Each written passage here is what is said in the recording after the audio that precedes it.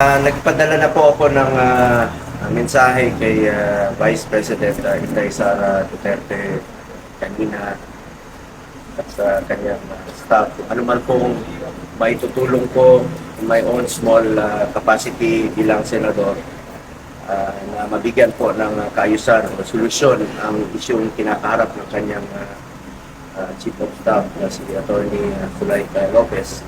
I am concerned sa medical condition po ni Attorney Lopez.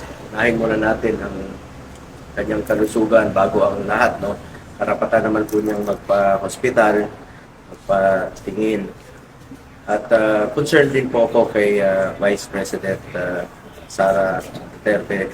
Ma'am, ganito lang po kami, yung kapwa na gawin niyo.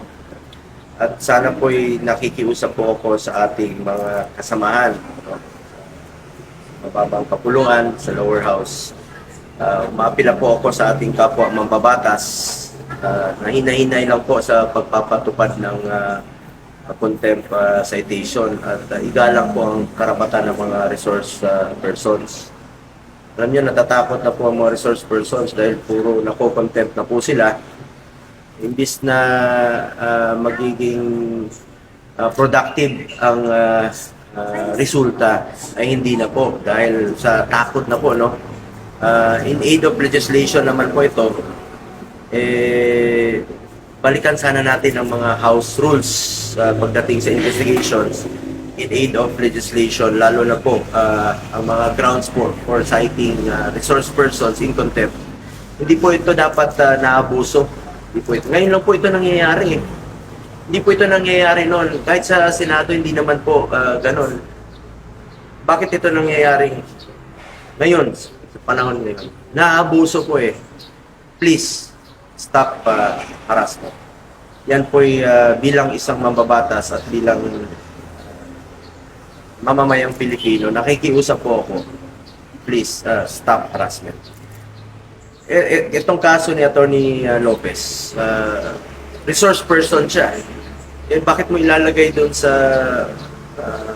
correctional facility na hindi pa naman siya hindi pa siya akusado ng anumang krimen. Hindi naman siya convicted. Resource person pa lang siya. Sana po matigil po itong pang-aabuso po sa paggamit ng contempt powers. Bilang mambabatas, layunin po ng mga committee hearings na matanong ang ating mga resource persons para malaman po yung katotohanan. In aid of legislation, paano tayo makakraft ng mga bagong batas? Dapat nga magtulungan tayo rito. Noong panahon ni Pangulong Duterte, wala pong ganong nangyayari. Trabaho po, tutulungan po ang mga iba't ibang sangay ng gobyerno, executive at ang legislative, to craft laws para sa development po ng ating mga kababayan. Importante ngayon, trabaho muna, serbisyo muna. Naghihirap po ang ating bayan. Sa kabila ng mga pagtaas ng presyo ng mga bilihin, kakulangan sa pagkain, marami po mga kababayan natin nagugutom, sunod-sunod ang malalakas na bagyo, problema sa peace and order, maging sa West Philippine Sea. Sa peace and order, napaka-importante rin po. Napaka-unhealthy po ang nangyayari ngayon sa Kongreso. At habang nag-aaway po ang mga leader ng bansa natin, ang nagsasakripisyo po dyan, yung mga kababayan natin, ordinaryong Pilipino, na gusto lang po magbuhay ng tahimik, makakain po, at makauwi sa kanilang mga pamamahay na ligtas at tahimik. Hindi na po ito healthy para sa mga Pilipino nag-expect sa kanilang mga public servants na magtrabaho at maghatid po ng serbisyo. Very unhealthy na po ang nangyayari ngayon sa Kongreso at ang away ng mga leader ng bansa natin. Kaya nga po ako mismo, pinaglaban natin na maibalik po sa budget ng OBP sa susunod na taon yung mga social services niya para makapagtrabaho na po siya at makapagserbisyo. Dahil yan naman pong trabaho ng Vice Presidente, not just a spare tire. Bigyan natin siya ng pagkakataong magtrabaho. Gusto magtrabaho eh. Gusto naman po niya magtrabaho. Dapat po ibalik itong mga social services funds niya, no? Para makatulong po siya sa ating mga kababayan. Sayang yung oras kung puro away ang nangyayari dito sa ating bansa. Dami pong Pilipinong naghihirap. Mas maraming Pilipino ang gusto po mabuhay ng tahimik.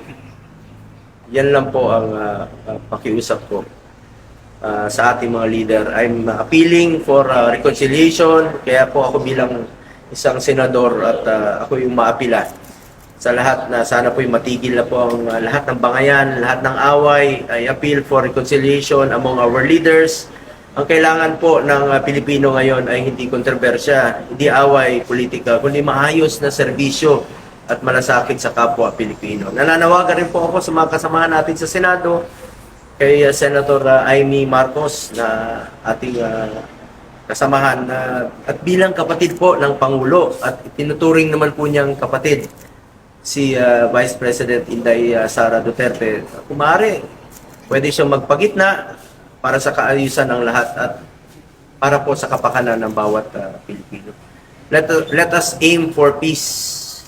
Alang-alang na lang po sa bansa. Alang-alang na lang po sa mga leaders na nais namang magserbisyo at magtrabaho. Alang-alang na lang po sa bawat Pilipino na nais lamang po mabuhay ng tahimik.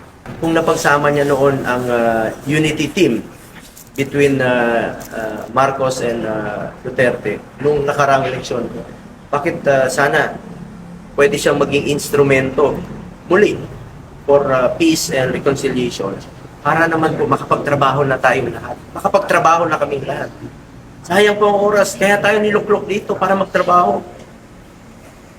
Nakikiusap po ako kay Senator Amy, you have this opportunity to play a role in unifying our divided country. Masyadong divisive po ang nangyayari sa ngayon. At marami pang Pilipino ang naghihirap. So, po'y umaapila muli. I'm appealing for reconciliation para makapagtrabaho na po. Para makapagserbisyo na po tayo sa ating mga kababayang Pilipino. Yun po inaantay ng Pilipinas. Tanongin niyo po. Magtanong kayo. Mas maraming Pilipino po ang gustong ng tahimik na buhay at gusto nila na maayos na serbisyo ang matatanggap nila mula sa atin, mula sa gobyerno. Yun lang po ang pakiusap ko.